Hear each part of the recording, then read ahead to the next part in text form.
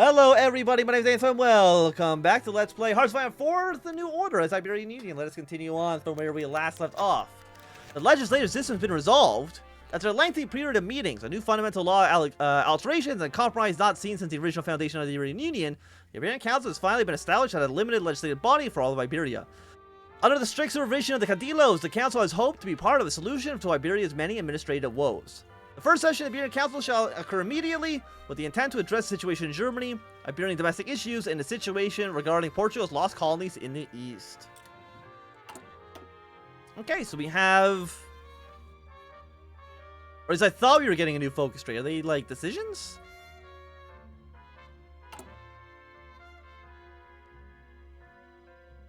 I'm not too sure, honestly.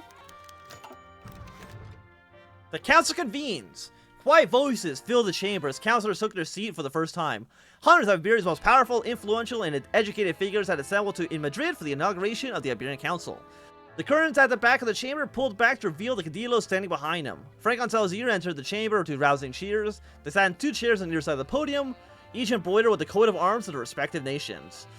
A few seconds passed in their near silence, then Ajario Rodriguez emerged from behind the curtain to take a stand. "Assembled officials, ministers and soldiers, people of Iberia," he began. "By the joint mandate of the Caudillo Franco and Caudillo Salazar, I, Aljardio Rodriguez, am honored to order the first session of the Council of the Iberian Union." Loud cheers filled not only the palace chamber, but the residents across the peninsula, as men, women, and children watched and listened to the heavily publicized proceedings live on television and radio. Velicrez praised the Union for its success in preserving peace, stability, and security over the past few years. At the same time, he acknowledged the problems that had come to plague Iberian political gridlock, a slowing economy, and rising tensions. The council, Velicrez explained, had been designed by the ingenious Caudillo specifically to solve these problems, to foster a greater sense of Iberian brotherhood, and to give the common people a greater voice in their governance. Franco was even delighted in perfecting the management of Iberia's economy and its government institutions. Salazar had valiantly taken to work to protect Iberia from foreign threats following the callous betrayal of Iberia's supposed Italian and Turkish allies. Velicrez himself was to be the president of the council, tasked with organizing and conducting the proceedings, serving as a primary representative of the Caudillos. The speech would last for around 20 minutes, but would be ingrained in the collective conscience of the Iberian people for years to come. A new era for Iberian politics had begun. Which means we have a new focus tree? Does that mean a new focus tree? Not yet, apparently, but maybe soon. The Gods of the North. So you guys have all linked up together. Faith in the Holy Father. Has Africa's shield expanded themselves since we last saw them? They're slowly breaking apart, I can see that. No, but they're still technically at war with all these people. I have no idea if they're ever going to try to actually navally invade them or not. It would be hilarious if they did so. Yeah, but Zimbabwe is now here. They're apparently ultra-nationalists, even though I don't think the ultra-nationalists have any... Yeah, they have no seats actually in the council. And Germany's declaring war on people. Who are you declaring war on? He's declaring war on the Dutch. Why? I don't know. You know what? To be fair, I've never liked the Dutch either, so have at them. What a weird... I don't think I've ever seen them do that, but that's okay. The situation in Goa. With the establishment of the Iberian Council, order is being restored to the peninsula, freeing up the government to work on other pressing matters. It is past due to Iberia set its sights on the rest of the world, and the first step in the process will be the coastal city of Goa. Formerly a Portuguese colony, the port of Goa was seized by India shortly after the conclusion of the Second World War, near the turn of the decade, in tandem with the annexation of Angola and Mozambique by Germany. The garrison had already been substantially reduced, moved to the Portuguese colonies in Africa to defend them from German attacks. Reportedly, not a single shot was fired in defense or the assault of the port city, with the garrison simply surrendering and withdrawing from the port, allowing the Indian forces to move in and capture the colony entirely unopposed. The nature of the Goa incident, however, raises quite a few doubts within the general staff, some of whom believe that there was more to the incident than the well-being of the troops. There are two reasonable conclusions, according to the general staff. One, the attack was in whole Indian aggression, taking land which did not belong to them, and against such numbers, how could they already minimize garrison hopes to resist them? After all, the garrison was outnumbered and under-equipped. Defeat at the hands of the superior Indian forces was inevitable. Second conclusion, though, carries far more ominous implications. That some unknown factor motivated the garrison commander to move our force to stand down, surrendering our territory to Gao without such much as a protest. Stronger Sauzir. Sauzir right now, we've made him kind of weak, like, on purpose, so I don't know how much he can actually help us out. But, I mean, foreign leaders lean towards Sauzir, so you know what? India is clearly the culprit. Give me back Gao, you son of a bitch. Where's Gao? I think it's you, right? Yeah. I think it might also be pronounced Goa. It's Goa or Gao, I'm not too sure. Okay, peace conference is over. Germany has defeated the Dutch. I'm guessing he basically just made him into a puppet state. The Gorky Tank Brigade. Who the hell is the Gorky Tank Brigade? That's a sweet-ass name. They're still at war with you. I'm curious. Wait. Tank. I have no idea who they are. But I really like their name of being the Tank Brigade. Actually, you know what? It probably be in here. The Omsk War. The Polish War. George Jellicoe's been elected Prime Minister. I have no idea, actually. I guess it doesn't really matter so much. So after that, who's Prime Minister here? You guys have elected the Conservatives. And let democracy ring. I guess you can reinvite the Queen, I guess? Democratic England. You guys got a lot of focuses here. Reviewing the border fortifications. For too long, our border fortifications with the French state have been neglected. However, with the clear violation of Vichy France by Brittany and Burgundy, we can no longer trust the Germans to take the same route in dealing with the French. We must renew our old Pyrenees line immediately. In order to do so, we must initiate several inspections along the line, replace built-in artillery, and ensure that logistical problems involved with running heavy artillery and armor in the mountains are maximized to a potential threat, yet minimized for our purposes. If the Germans come, we will be ready for them. Okay, so we got some defenses on our mountains. Does that also apply to here? Yes, we have level 1 forts, which are, I think, basically garbage.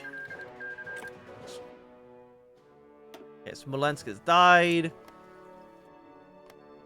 They're at war with each other now. India proposes an alternative. India has stated to us that they firmly will not pay for our requested sum. They were quick to explain, however, that they were willing to pay. Rather than a deposit of rupees, they expressed interest in an alternative form of payment. They wish to present with us an option that equal value to our desired compensation. Now we will be find compelling to deal. While it is entirely possible that there will indeed be a compelling deal, we are entirely in our rights to demand currency alone. You know what? That sounds interesting. What's your alternative here? India. What will you give me instead? So I do like stuff. If you want to give me I don't know what actually you could give us. I mean, we recognize your government. Like, you should like us for that. Assisting in anti-separatist activities. You're disjointed government. I mean, overall, I think we're still doing well. India proposes an equal investment. India wishes to provide us with compensation, but with a few caveats. They have informed us that we'll need to invest the money back into Indian business once we receive our payment. If we do not, then we won't ever be seeing a payment for Gao. Following this, they have made it to us a case as to why equal investment would be mutually beneficial. If we were to place the money back into them, they argued, we'd be able to make dividends off the investment, more, in fact, than we would get from just a payment.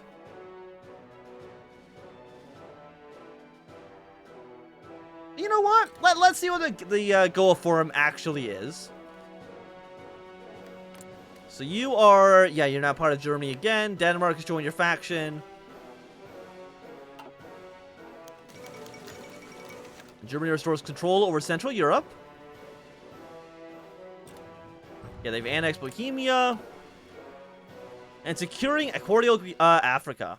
Our small Equestrian Africa colony has been in jeopardy for some time now due to the heavy German presence in the area. While Mueller is slightly more reasonable than the right commissars that seized the Portuguese colonies in southern Africa, he still presents the same moral threats that any agent of the Reich does, simply by existing on our borders.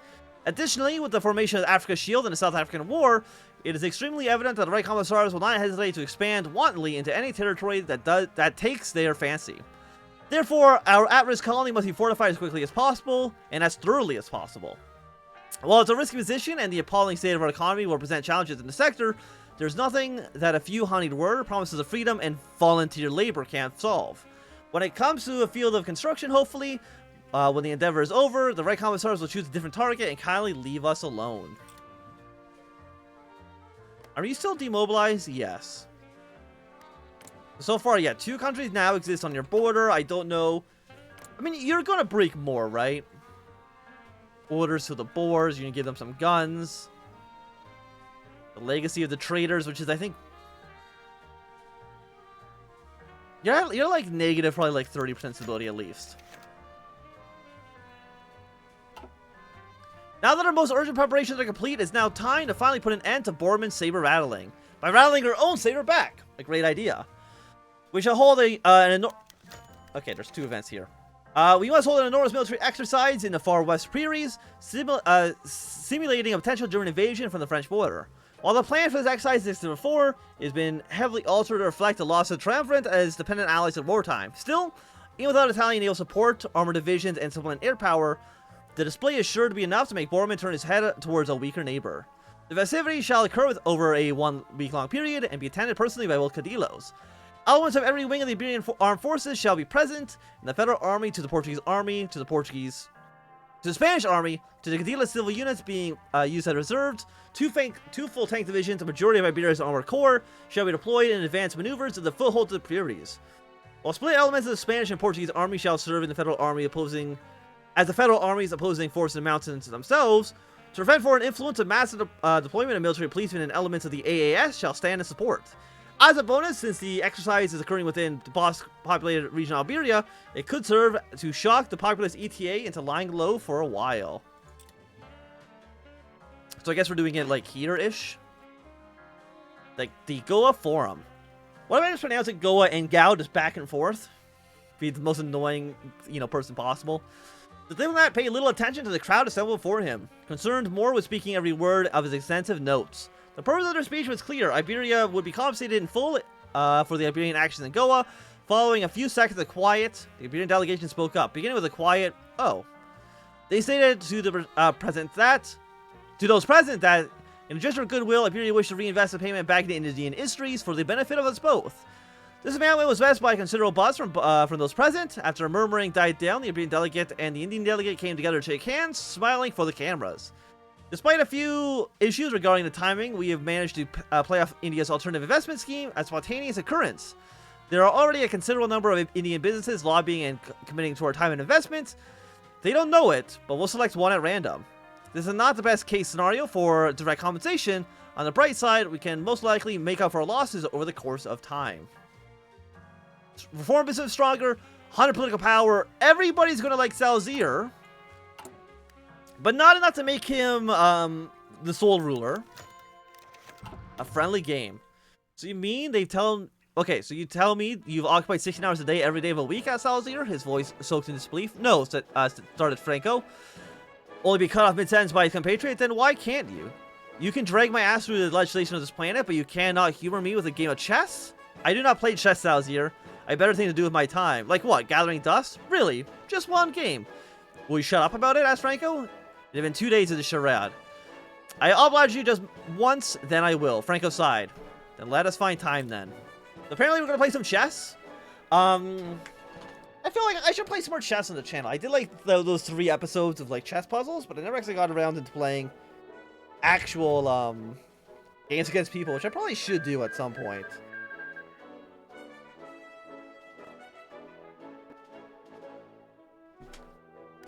Okay, so you defeated the Polish Autonomous Soviet Republic in a war, but you're still probably going to win, I would imagine. I mean, you've lost, I think, most of your core territory, so you'll probably be the leader here. Nova Srbisk is doing, I would think, pretty well. They are fighting a 2-front war against People's Revolutionary Council as well.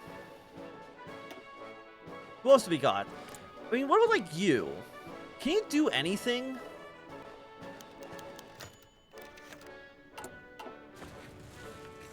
The situation in Timur.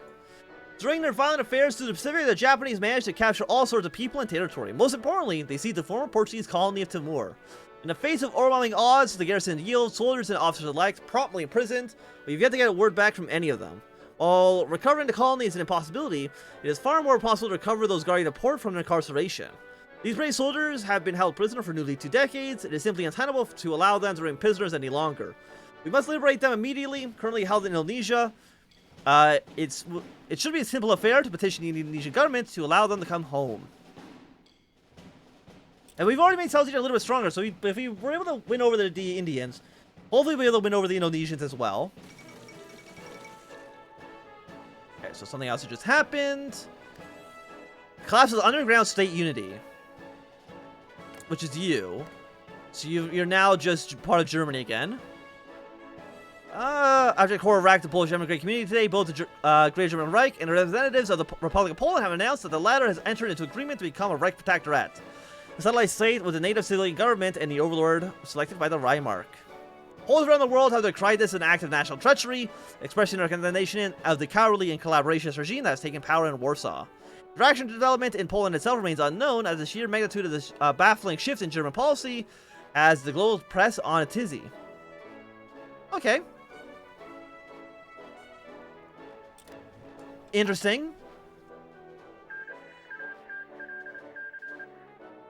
But at least you didn't get invaded, so I guess that's one thing for you. Yes, you're taking more territory. So I think we got like... I mean, who are you at war with? You're technically still at war with all of Africa, basically. And I don't think there's a way for you to, like, not to be at war with them. Yeah, let's add more money to the dam budget. Let's start on the east side lock system.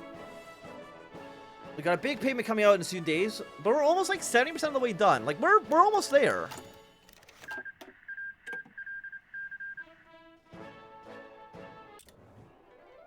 Indonesia redirects us to Japan. Through no small pressure over no small amount of time, Indonesia is finally strong-armed in bringing us a response to our demands for the former garrison of Timur. The simple response was that they couldn't, after more cajoling, it turns out they are not authorized to negotiate. Because of that, they are unwilling to respond, as that would give a false impression.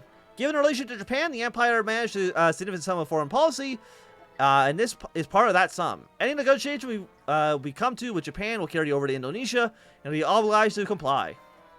Obligated to comply. At least they will be quicker to speak than the Indonesians. Japan, please give me back my prisoners of war. Because Timur was like here, right? Yeah, you're East Timur. They've been in prison for like, we weren't even at war with you. And you think you can just arrest my soldiers? It's incredibly rude for you to do that. What if we get like the 99% completion and then I hit the abandoned Gibraltar Dam button? It wouldn't make any sense. It would be kind of funny to do. If our interest rate is about 5%.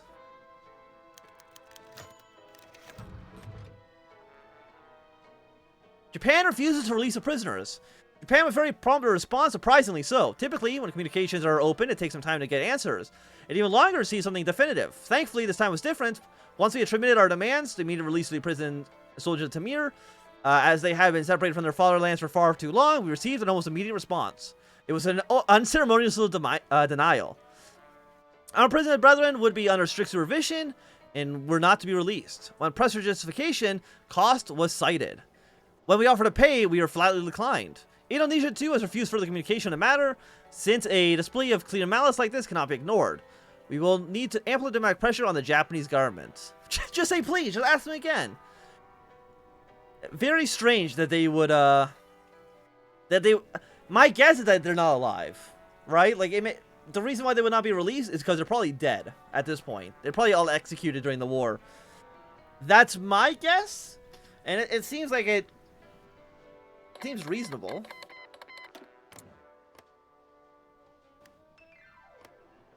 Where are you? Are you a puppet? No, you have docking rights. So you are now at war with this guy. Are you going to go to war with you?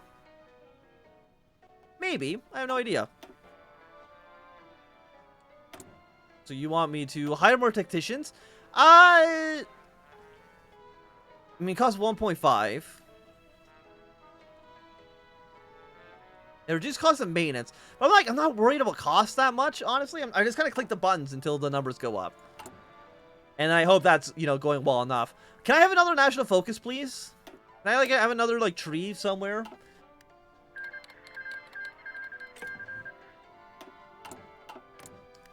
Yeah, so you're still going to war with everybody. I mean, you're definitely going to win, given enough time. There's no way in which you don't. Germany, what are you planning on doing? Conservative loyalty goes up. Lyndon B. Johnson has been elected President of the United States.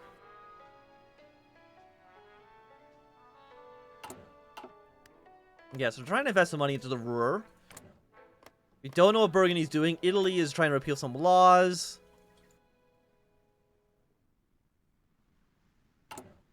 And you are going to go Democratic. Okay.